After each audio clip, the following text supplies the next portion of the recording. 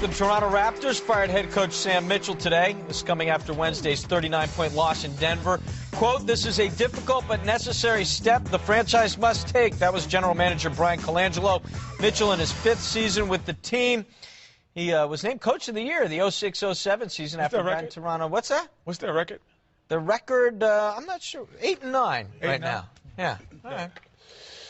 Well, we're going to get to you in a second. First, we have David Aldridge. He's been monitoring the situation for us. We're going to bring him in right now. Well, you know, this is breaking news, man. We go all out on this one.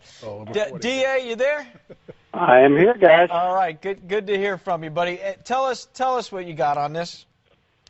Well, I mean, obviously, this was not – I don't think anybody who follows this league is especially surprised that this happened. I mean, you know, Sam and Brian – while cordial over the years, have clearly had some differences of opinion on how to best utilize the personnel that they have on this team. You know, the Raptors have been making the playoffs. It's a lot like the situation in Washington. Remember, Brian Colangelo did not hire Sam Mitchell to be the head coach. He inherited Sam Mitchell, much like Ernie Grunfeld inherited Eddie Jordan in Washington. And there's always been speculation that Brian Colangelo wanted very badly to kind of recreate the system he had in Phoenix, where Mike D'Antoni created that 7 seconds or less, kind of pushing it offense. Now, they did give him a new contract, Sam Mitchell, in 2007, so that kind of alleviated some of those concerns. But, you know, there's always been pressure on Sam up there, and when they got off to a really bad start this year, I mean, considering they had very high expectations, when they got up to kind of a poor start this year, the die was cast, and then Tuesday night, you can't get drilled by 39 points in this league, and be surprised when something like this happens the next day. You've been performing up to your capabilities all year. Well, yeah, this is Kenny. How you doing? All right, man. Good.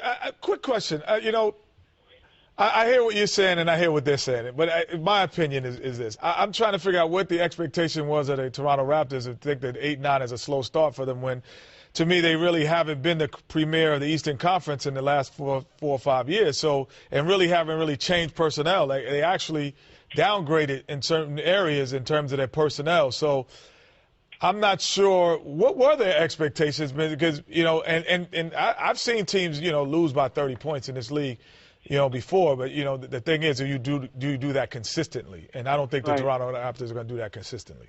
No, they didn't. But again, Kenny, I mean, you know, look, they traded for Jermaine O'Neal. They have Jose Calderon, who I think is one of the best point guards in the league. Who thinks that? I'm sorry? Who thinks that? He's one of the best? They think that he's one of the best in the league? Yeah. Wow, okay. That's news to me. I like Calderon, but the best in the league? No. Whoa. Say best, Kenny. One of the best in the league. How long is that one of list? That's all I'm going to say. All right. But you've got Chris Bosh, who's an Olympian. You've got Jermaine O'Neal, who's been an all-star in this league. You got two very good big men. They felt like they should be a factor in the East in terms of having a chance to get to the conference finals this year. Now, whether you agree with them or not, I'm just telling you what they thought. Right. They believe that they had that kind of talent, and that they should be making that kind of move this year, to not just be a playoff team, but be a team that contended for something.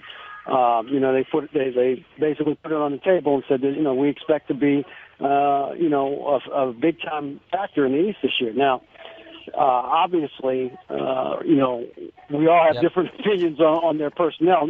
And again, I think that was one of the problems. I don't think that Sam believed the personnel was as good as Brian Colangelo was.